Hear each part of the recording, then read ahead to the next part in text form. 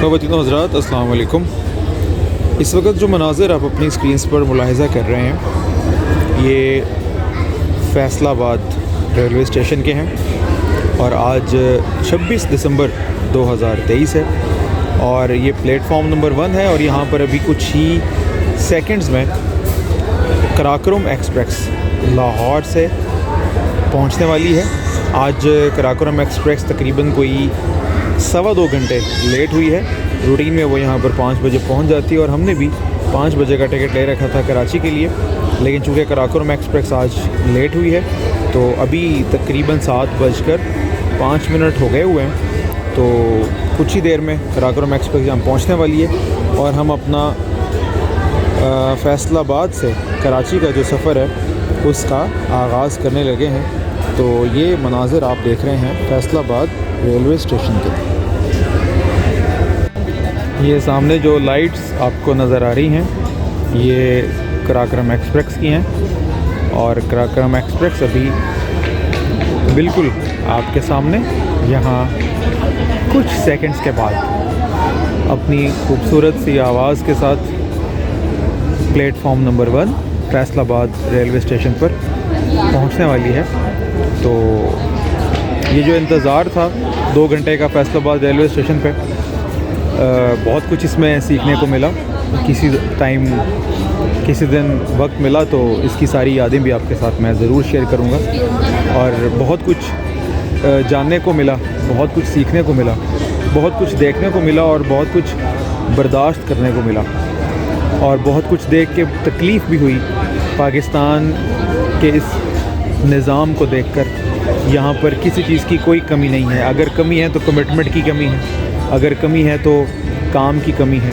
अगर वो पूरी हो जाए तो तमाम मामला सही हो सकते हैं। तो ये इस वक्त कराकोरम एक्सप्रेस खरामा चलते हुए फ़ैसलाबाद रेलवे स्टेशन के प्लेटफॉर्म नंबर 1 पर आप अपनी स्क्रीन्स पर मुलाहिज़ा कर रहे हैं।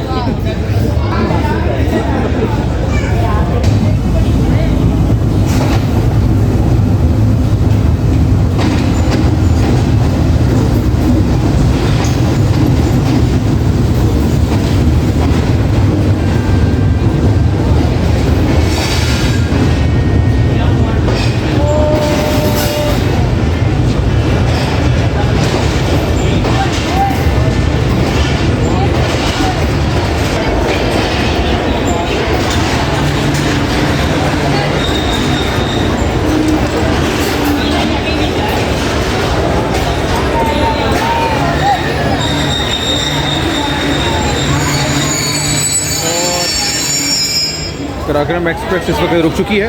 5 नंबर जो इसका डिब्बा है उसमें हमारी सीट है, तो उसमें चलते हैं।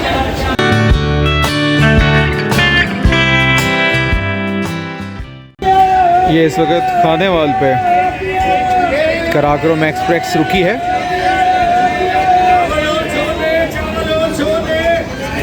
और ये खूबसूरत आवाज़ें आपको यहाँ पर खानेवाल रेलवे स्टेशन से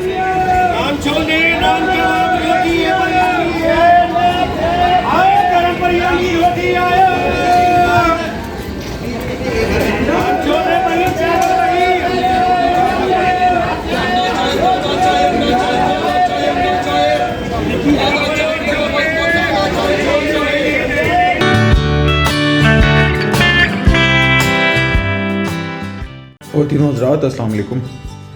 आज 28 दिसंबर 2023 है और कल मैं आप लोगों के साथ बात नहीं कर सका क्योंकि जब मैं कराची पहुंचा था तो उस वक्त शदीद थकावट हो चुकी थी क्योंकि अर्जेंट सीट लेने की वजह से बर्थ नहीं मिल सका था और रात जो है वो एक सिंगल सीट पर गुजारनी पड़ी थी। तो इसलिए आज दूसरे दिन मैं अभी फ़्रेश होकर नाश्ता करके रेडी हूँ। जिस जगह पर मैं खड़ा हूँ इसकी मैं आपको लोकेशन तो नहीं बता सकता क्योंकि थोड़ी सी सीक्रेट जगह है और ऑफिशियल जगह है, इसलिए यहाँ का ये बताना कि ये मैं कहाँ पे हूँ, थोड़ा सा बोल भी स्लो रहा हूँ तो ये ज़रा ठीक नहीं है। तो अभी कराची में हम निकलने लगे हैं। एक दो छोटे छोटे काम भी हैं, छोटे तो नहीं खैर बहुत बड़े काम हैं जिसकी वजह से मुझे 24 घंटे ट्रैवल करके आना पड़ा और उसके बाद इंशाल्लाह कराची के और जो डिफरेंट जो चीज़ें हैं कराची की इम्पॉर्टेंट चीज़ें हैं, मेरी कोशिश होगी कि मैं वो आप लोगों के साथ ज़रूर शेयर करूँ ताकि आप लोगों को भी अपना हमसफ़र रख सकूँ। बहुत शुक्रिया।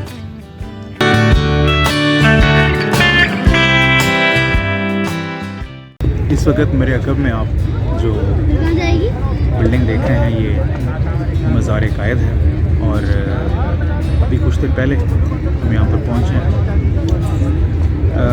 दुख की बात यह है कि पिछले 3 सालों से मज़ार कायद जो है वो आम लोगों के लिए यहाँ पर बंद कर दिया गया। आप यहाँ पर आते हैं तो सिर्फ आप बाहर से खड़े होकर फातिहा खानी कर सकते हैं, या जो साथ 2-4 हमारे तरीके पाकिस्तान के बहुत बड़े बड़े नाम हैं उन लोगों के मज़ार मौजूद हैं। आप वहाँ पर जाके फातिहा खानी कर सकते हैं और सिर्फ आप इनके जो मज़ार कायद के नीचे जो नवादरात का एक म्यूज़ियम है सिर्फ आप उसको विज़िट कर सकते हैं। मज़ार कायद के अंदर आप नहीं जा सकते। लेकिन इसके बावजूद मैं आप लोगों से ये रिक्वेस्ट करूँगा कि आप जब भी कराची आपका चक्कर लगे तो आप मज़ार कायद पर ज़रूर तशरीफ़ लाएँ, खुद भी आएँ और अपने साथ जो आपके छोटे बच्चे हैं ख़ास तौर पर उनको ज़रूर लेकर आएँ और उनको ये बताएं। मज़ार के अंदर जाना ज़रूरी नहीं होता। आपने अगर फातिहा खानी करनी है, दुआ करनी है, तो आप जहाँ कहीं भी हैं वहाँ से भी हो सकती है। यहाँ पर आने का पर्पस सिर्फ ये होता है कि आप इन चीज़ों को दिखा के अपने आने वाली नस्लों को उनका जो शानदार माजी है या उनके माजी के वो लोग जिन्होंने तो बहुत बड़े काम किए हुए, आप उनके साथ उनको रूशनास करवा सकें, उनकी तारीख़ उनको बता सकें, उनकी स्ट्रगल्स उनको बता सकें। सिर्फ किताबों में पढ़ाना काफ़ी नहीं होता। जब आप यहाँ फ़िज़िकली चीज़ें दिखाते हैं तो उसका बहुत बड़ा इम्पैक्ट होता है इस चीज़ के ऊपर और ये बहुत ज़रूरी चीज़ होती है। तो यहाँ पर जब आप आएँगे तो एक तो अनफॉर्चुनेटली आपको एंट्री के भी टिकट देने पड़ेंगे। 30 रुपीज़ आपका पर हेड टिकट है, आप वो ख़रीदेंगे। फिर उसके बाद अगर आपके पास शॉपर है, सामान है, तो वो आप पहले परमिशन लेंगे कि जनाब आप अंदर लेके आ सकते हैं। अदरवाइज़ आपको बाहर ही किसी रेडी वाले के पास टकराना पड़ेगा, जो कि बहुत रिस्की काम है। और उसके कुछ और भी तरीके हैं पाकिस्तानी जो आप इस्तेमाल करके अपनी चीज़ अंदर ला सकते हैं। अगर आप यहाँ करीब पहुँचेंगे, वो मेरे पीछे आप रश देख भी रहे हैं, यहाँ पर आपने फिर अपने जो जूते हैं वो उतार दें। उसके लिए भी आपको एक खास टिकट है वो भरना पड़ेगा, है थोड़ा सा, लेकिन आपको एक काम करना पड़ता है। फिर उसके बाद जब आप अंदर जाएंगे नवादरात देखने के लिए, तो वहाँ पर फिर आपको माइनर से टिकट परचेज़ करनी पड़ेगी। चाहे आप बच्चे हैं, चाहे आप बूढ़े हैं, चाहे आप जवान हैं, उम्र के जिस हिस्से में भी हैं, ये काम आपको करना पड़ेगा। तो ये छोटी छोटी चीज़ें हैं जो फाइनेंशियली शायद बहुत बड़ा बर्डन तो नहीं है, लेकिन ये बहुत डिफरेंस क्रिएट कर देती हैं चीज़ें। तो उसके बावजूद मैं ये चाहता हूँ कि ये जो चीज़ें हैं पाकिस्तान की, ये जो लोग हैं, इनके बारे में हमें आगाही ज़रूर होनी चाहिए। थोड़ा सा मैं अफसरदा इसलिए हूँ कि इतनी दूर से ट्रैवल करने के बाद जब आप आते हैं और आप अंदर नहीं जा सकते, तो उसका दुख अपनी जगह पर, वो शायद मैं अल्फाज में तो बयान नहीं कर सकता, लेकिन इसी वजह से थोड़ी सी अफसरदगी और चेहरे पर वो ताज़गी नहीं है जो शायद आप रूटीन की वीडियोस में देखते होते हैं। तो मज़ार कायद से इतना ही।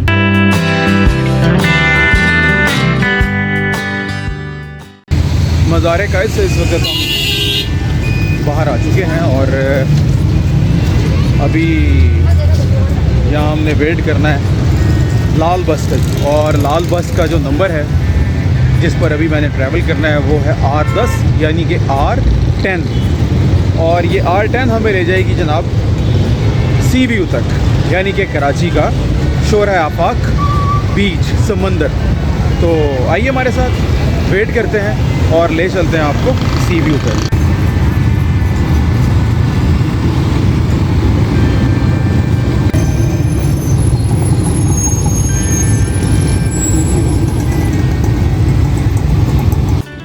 हज़रात, इस वक्त आप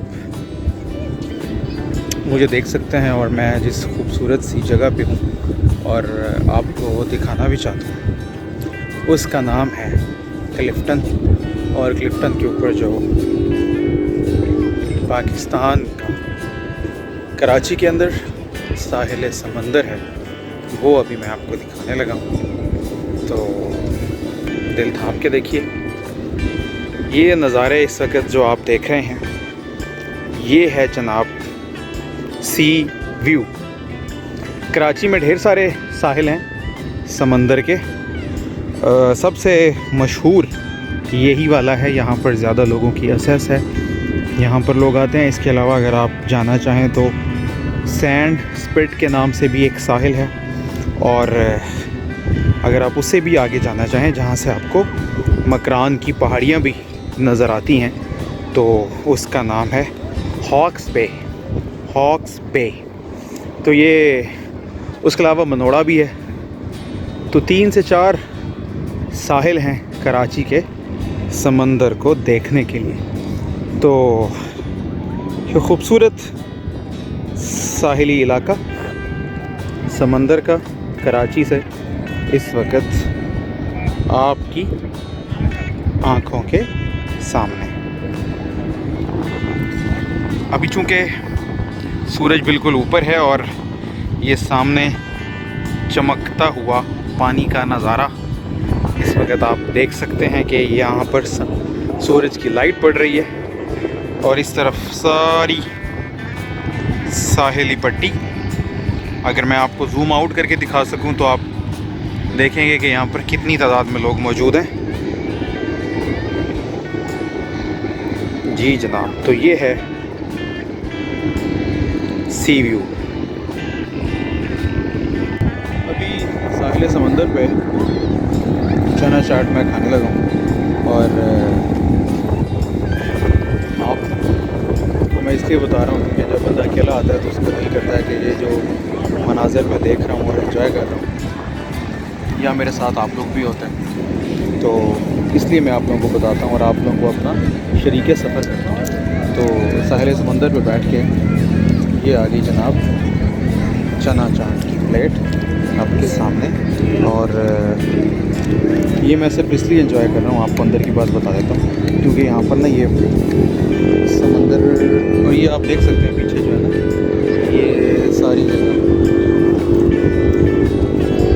ये गीली है क्योंकि रेत है सारी, और पानी चूँकि पीछे हटा हुआ है, अभी जब आगे आएगा तो पानी हो जाएगा। तो अंदर इन्होंने ये कुर्सियाँ लगाई हैं, तो इन कुर्सियों पर बैठने के लिए मैंने ये ना चना चाट मंगाया कि चलो 10-15 मिनट मैं यहाँ बैठ भी जाऊँगा और एंजॉय भी कर लूँगा, और साथ साथ ये वीडियो भी बनाऊँगा। आप साहिल समंदर देखिए, मैं तब तक चना चाट खाता हूँ।